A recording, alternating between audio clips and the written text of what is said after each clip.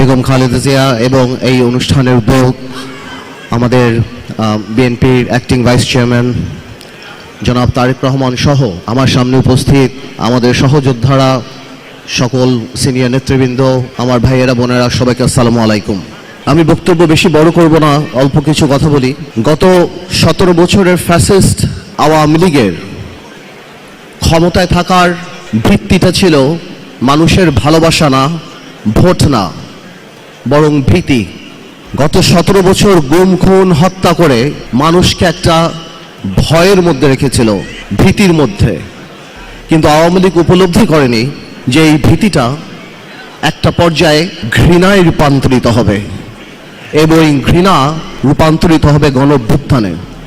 আমি আরেকটা কথা সবসময় বলি, জেল থেকে বের হওয়ার পরে বলেছি, আমি বিশ্বাস করি তাই আমি বলি, আমি একটু স্পিরিচুয়ালিটিতে বিশ্বাস করি, ডিভাইননেসে বিশ্বাস করি।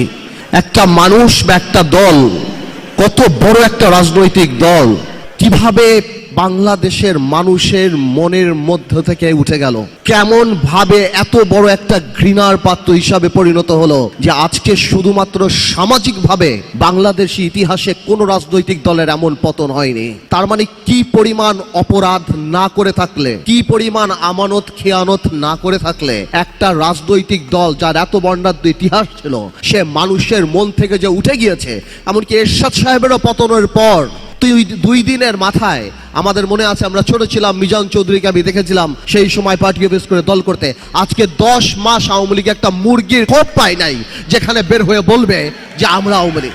এইটা কোনো রাজনীতি না, এইটা আন্দোলন। এটা আল্লাহ নারাজ হয়ে যায়। আল্লাহ যখন নারাজ হয়ে যায় তখন নাকি জিব্রাইল আলাইহিস সালামকে বলে দেয়, এবং জিব্রাইল আলাইহিস সালাম সকল কায়নাতে মানুষকে বলে দেয় যে আল্লাহ এর প্রতি ঘৃণা এনে দাও। নাহলে আমি আসলেই চিন্তা করি এই থেকে আমাদের শিক্ষা নিতে হবে। কি শিক্ষা নিতে হবে? আগামীতে যদি আল্লাহ তাআলা আমাদেরকে দায়িত্ব দেয়, যাদেরকে এই দায়িত্ব দেবে, আমাদের আওয়ামী লীগের এই বইটা হাতের সামনে রাখতে হবে, যাতে আমরা জীবনে যাই করি আওয়ামী লীগের মতো মানুষের হৃদয় থেকে উঠে না যায়।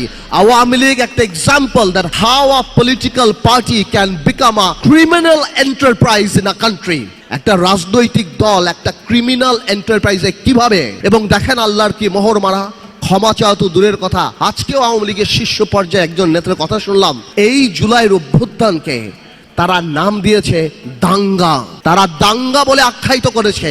এটা মানে কি? এই যে মনে আছে যখন আবু সাইদকে গুলি করা হয়েছিল, বলেছিল তারা ড্রাগ এডিক্ট।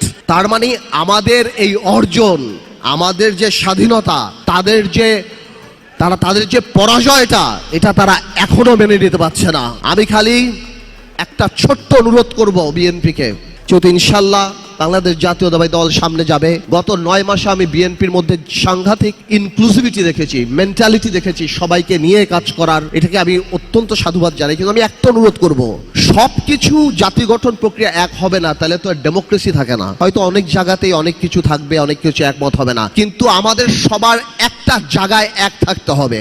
কারণ সেটা হলো কি, আওয়ামী লীগ যাতে আর রাজনীতিতে না আসতে পারে।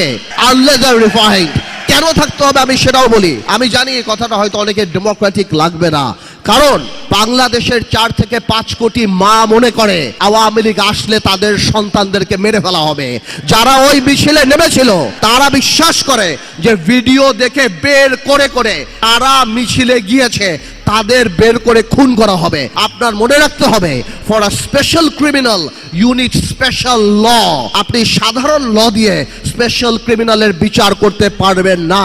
আওয়ামী লীগ তার মেধায় রাজনীতিতে বিশ্বাস করে না, প্রতিশোধে বিশ্বাস করে।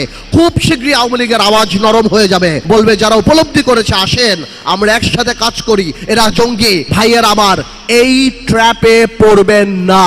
Awami League is not a political party.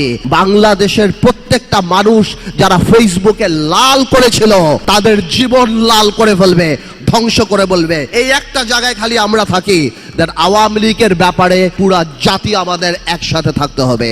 আমি আবার আন্তরিকভাবে ধন্যবাদ জানাচ্ছি এই ধরনের অনুষ্ঠান করার জন্য। আমরা আন্তরিকভাবে আমরা সারা বাংলাদেশে দোয়া করি যে এই জুলাই আগস্টে যারা আত্মত্যাগ করেছেন এবং গত 17 বছরে বিএনপি থেকে আরম্ভ করে জামাত ইসলামী থেকে আরম্ভ করে অন্যান্য রাজনৈতিক দল থেকে আরম্ভ করে আমাদের রাজনৈতিক দল বাংলাদেশ জাতীয় পার্টি থেকে আরম্ভ করে যারা এই জেল খেটেছেন, নিহত হচ্ছেন, সবার আত্মার মাগফিরাত কামনা করছি। ইনশাআল্লাহ নতুন স্বপ্ন আমরা দেখব, নতুন ভাবে দেখব। আমাদের মধ্যে বিভেদ থাকতে পারে, রাজনৈতিক দ্বিমত থাকতে পারে, কিন্তু আগামীর বাংলাদেশ ইনশাআল্লাহ তারেক রহমানের নেতৃত্বে হবে স্বপ্নের বাংলাদেশ। সালামু আলাইকুম। ASBD 24 সত্য প্রকাশে প্রতিশ্রুতিবদ্ধ। চ্যানেলটি সাবস্ক্রাইব করুন।